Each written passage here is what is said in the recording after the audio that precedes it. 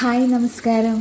ഇന്ന് നമ്മൾ ഉണ്ടാക്കാൻ പോകുന്നത് എല്ലാവർക്കും പെട്ടെന്ന് തന്നെ തയ്യാറാക്കാൻ പറ്റുന്ന നല്ല ടേസ്റ്റി ആയിട്ടുള്ള ഗ്രേവിയോട് കൂടിയ ചിക്കൻ കറിയാണ്.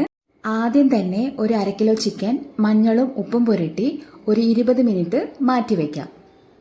ഇനി ഒരു പാൻ അടുപ്പത്ത് വെച്ച് അതിലേക്ക് വെളിച്ചെണ്ണ ഒഴിച്ച് എണ്ണ ചൂടായി വരുമ്പോൾ 1/2 ടീസ്പൂൺ പെരിഞ്ജീരകവും 3 ഉണക്കമുളകും ഇട്ട് കൊടുക്കണം. ഇതൊന്ന് മൂത്ത് വരുമ്പോൾ 3 മീഡിയം സൈസ് സവാള അരിഞ്ഞത്, 2 പച്ചമുളക്, 1/2 ടേബിൾ സ്പൂൺ ഇഞ്ചി വെളുത്തുള്ളി പേസ്റ്റ്, ആവശ്യത്തിന് ഉപ്പ് ഇതെല്ലാം ചേർത്ത് നന്നായി ഒന്ന് വഴറ്റാം.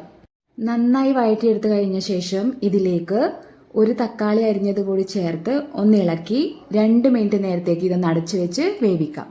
ഇതിലേക്ക് ഇനി 2 ടേബിൾ സ്പൂൺ മല്ലിപ്പൊടി, 3/4 ടേബിൾ സ്പൂൺ മുളക് പൊടി, 1 ടേബിൾ സ്പൂൺ ചിക്കൻ മസാല, കുറച്ച് മഞ്ഞൾപ്പൊടി ഇതെല്ലാം ചേർത്ത് പച്ചമണം മാറുന്നത് വരെ ഒന്ന് ഇളക്കി കൊടുക്കാം. പിന്നീട് ഇതിലേക്ക് നേരത്തെ തയ്യാറാക്കി വെച്ചിരിക്കുന്ന ചിക്കൻ ഇട്ട് കൊടുത്ത് നന്നായി ഇളക്കി 2 മിനിറ്റ് നേരം ഒന്ന് അടച്ചു വേവിക്കാം. ഇനി അടപ്പ് തുറന്ന് ഗ്രേവിക്ക് ആവശ്യമായ ചൂടുവെള്ളം ചേർത്ത് കൊടുത്ത് നന്നായിട്ടൊന്ന് ഇളക്കി യോജിപ്പിച്ച് കൊടുക്കാം.